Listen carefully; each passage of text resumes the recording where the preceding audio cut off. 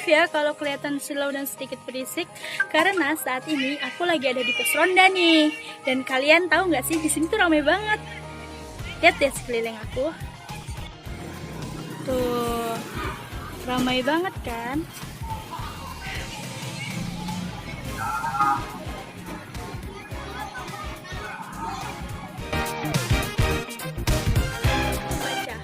Untuk memperlancar proses membaca, seorang pembaca harus memiliki modal, yaitu yang pertama, pengetahuan dan pengalaman. Menurut Nur Hadi 2010.213, pengetahuan, pengalaman, dan konsep-konsep tentang segala sesuatu untuk memperlancar proses membaca merupakan modal utama untuk membaca. Karena semakin kaya seseorang akan informasi, pengetahuan, pengalaman, dan konsep-konsep, semakin besar pula kesiapannya untuk mengolah ide-ide dan gagasan-gagasan yang tertuang dalam bacaan.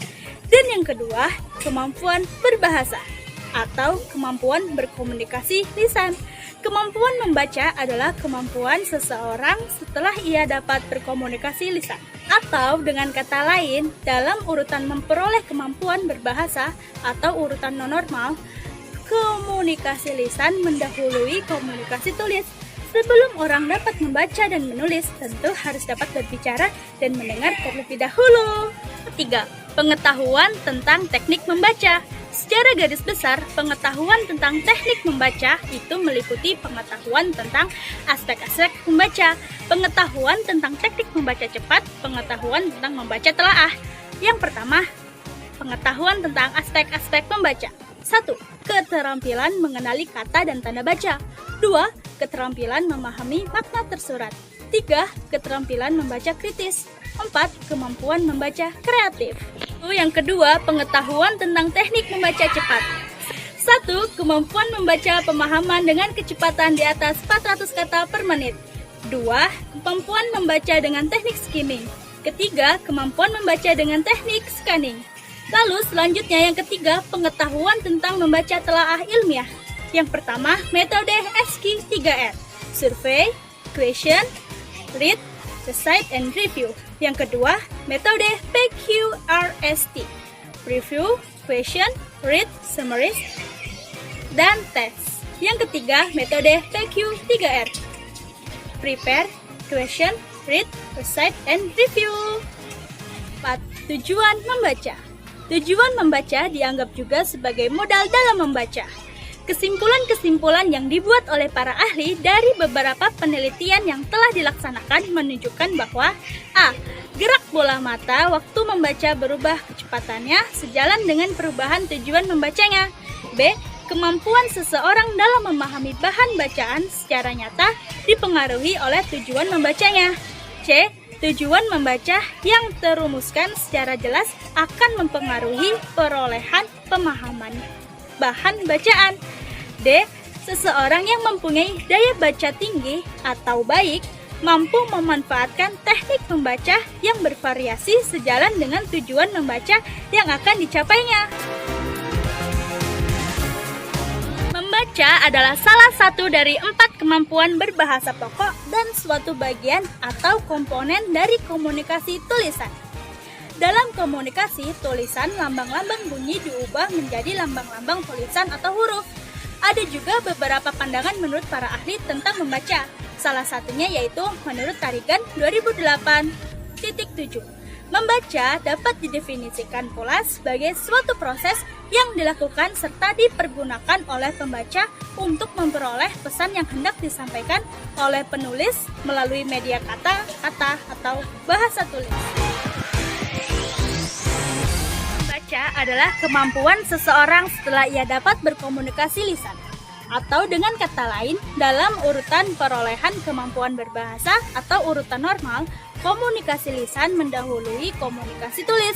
Sebelum orang dapat membaca dan menulis, tentu harus dapat berbicara dan mendengar terlebih dahulu.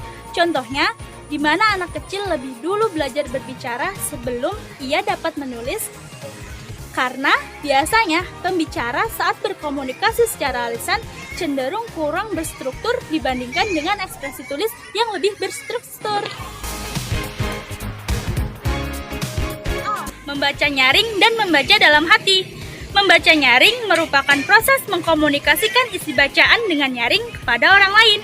B. Membaca ekstensif dan membaca intensif.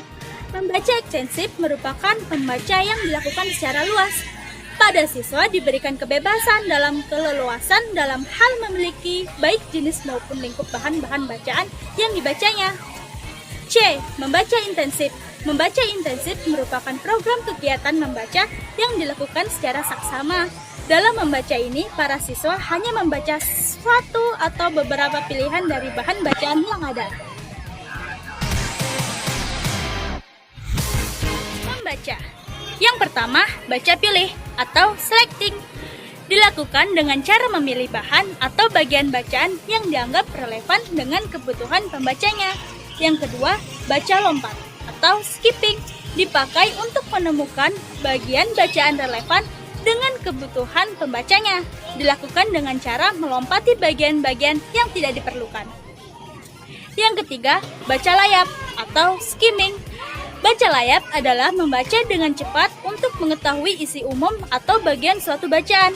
Ia juga menyebutkan bahwa skimming bacaan adalah mencari hal-hal penting dari suatu bacaan, yaitu ide pokok dan detail yang penting yang dalam hal ini tidak selalu di permukaan atau awal, tetapi terkadang di tengah atau di akhir atau di bagian dasar.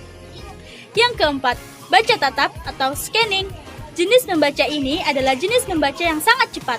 Sudarso 2006.289 menyebutkan bahwa scanning adalah sebuah teknik membaca untuk mendapatkan suatu informasi tanpa membaca yang lain-lain. Yang terakhir, selain skimming dan scanning, ada membaca button up dan top down. Tipe-tipe pembaca yang tidak efisien di antaranya yaitu yang pertama, membaca dengan memfokalkan apa yang dibacanya. Yang kedua, membaca sambil bergerak. Yang ketiga, membaca sambil tiduran atau berbaring. Yang keempat, membaca tidak konsentrasi. Ada beberapa masalah dan hambatan yang umum terjadi pada setiap orang. Masalah tersebut antara lain rendahnya tingkat kecepatan membaca dan minimnya pemahaman yang diperoleh, serta kurangnya minat baca. Mungkin itu saja yang dapat aku sampaikan. Jika ada salah kata, aku minta maaf ya guys. Sekian dan sampai jumpa. Bye!